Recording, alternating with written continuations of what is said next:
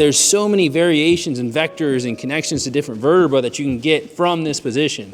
So we work the posterior base. I want to help round it out a little bit more. There, perfect. Just like that.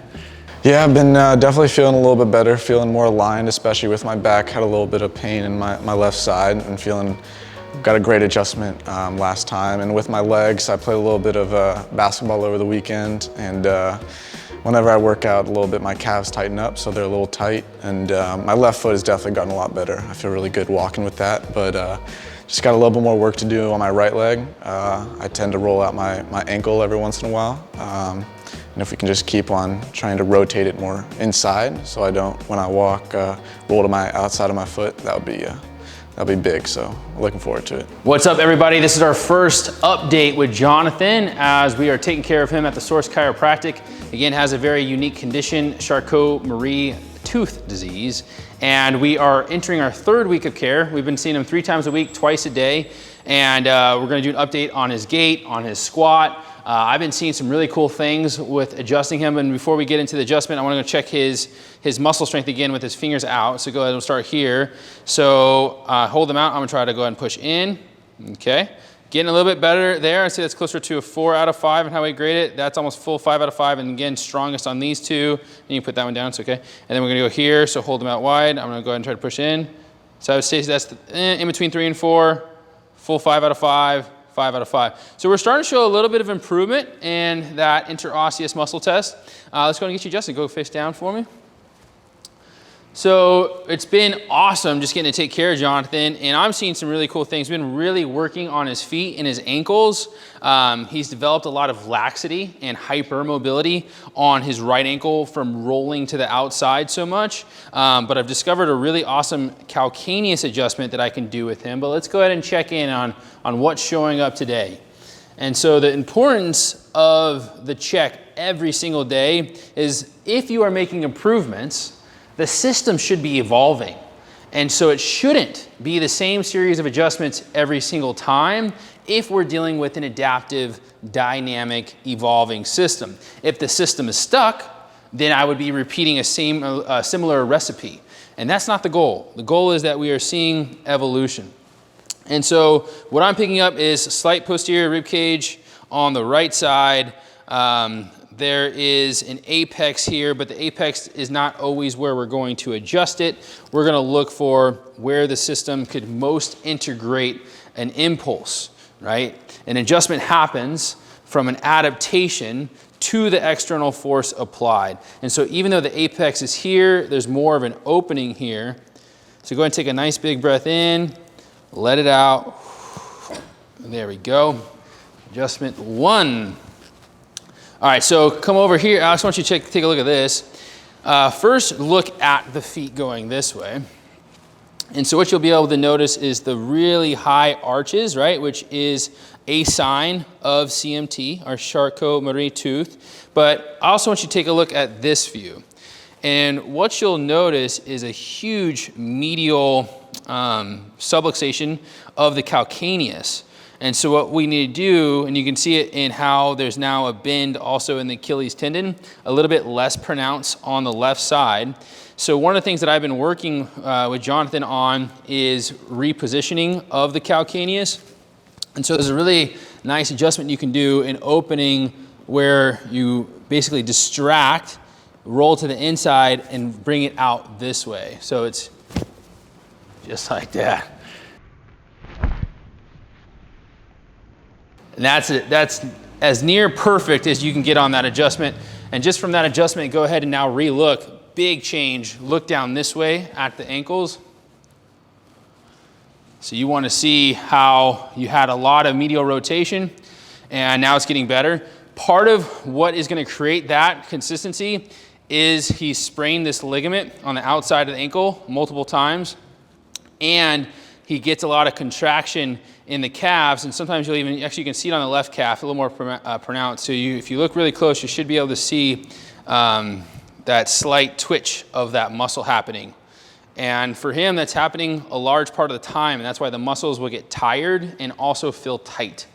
And so we've been working in the upper neck seeing if we can make some change to the central nervous system, right?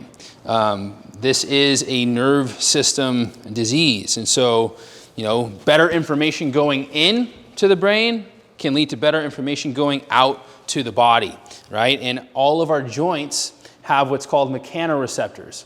Mechanoreceptors, or joint receptors, is information that feeds the brain to let your body know where it's at in space. And so we can make changes, right, to the brain and primarily the prefrontal cortex through chiropractic adjustments. Go ahead and go this side up for me on your side. So there's been some really cool studies done on that. A lot of that work is being done by Heidi Havoc, who's out of New Zealand, working with, the Australian Chiropractic Research Foundation or something like that. I'll make sure to post some links for those that are interested. Okay, so we're gonna be adjusting Jonathan's sacrum. It's superior, posterior on the right.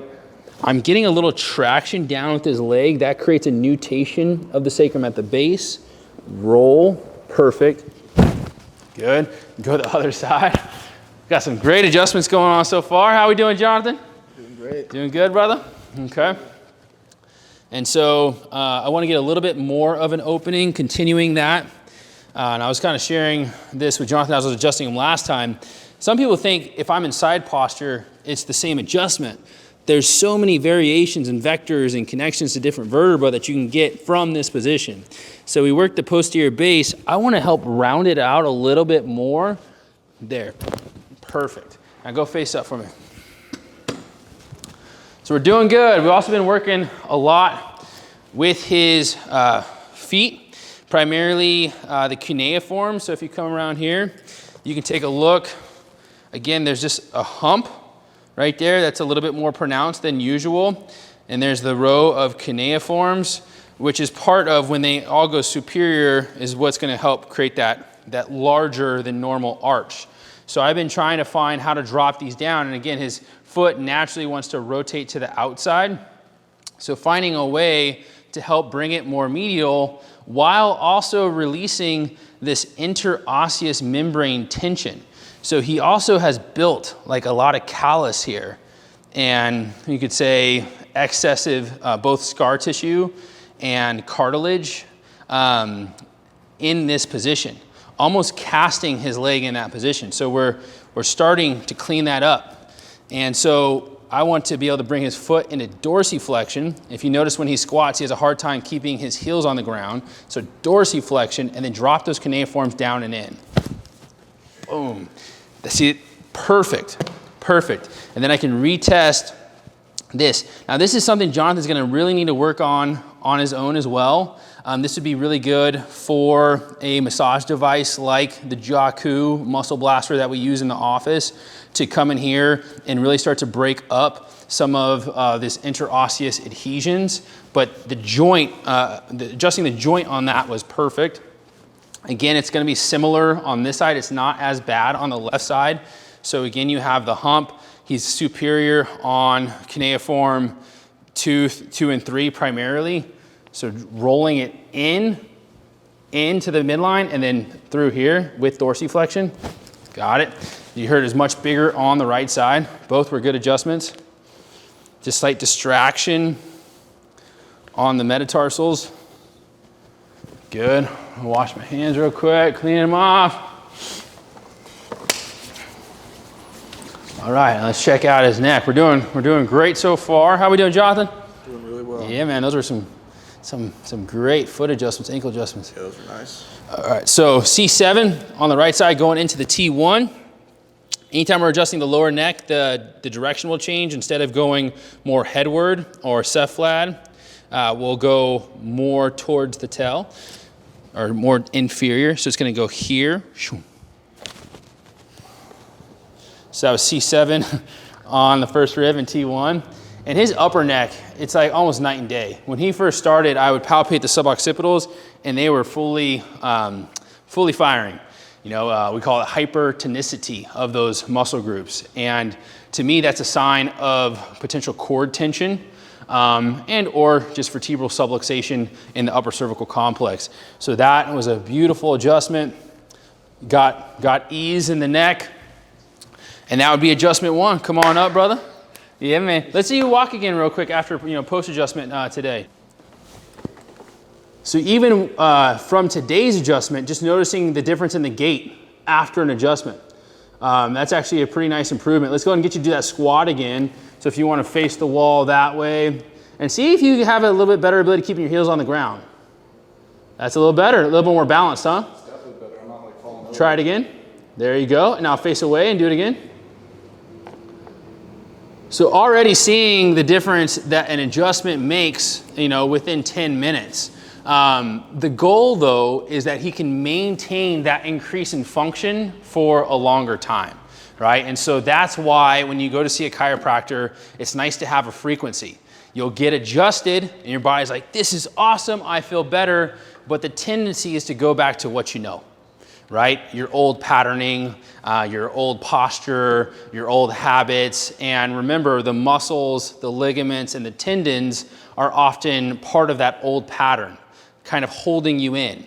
And so we use repetition to retrain the brain, to create new patterns for the ligaments, the tendons, and the fascia and connective tissue, and then obviously optimize the nerve system through chiropractic. And so there it is, update number 1, following the first adjustment. We still have about 6 weeks with Jonathan, so I'm excited to continue to see his progress and care. Till next time, peace.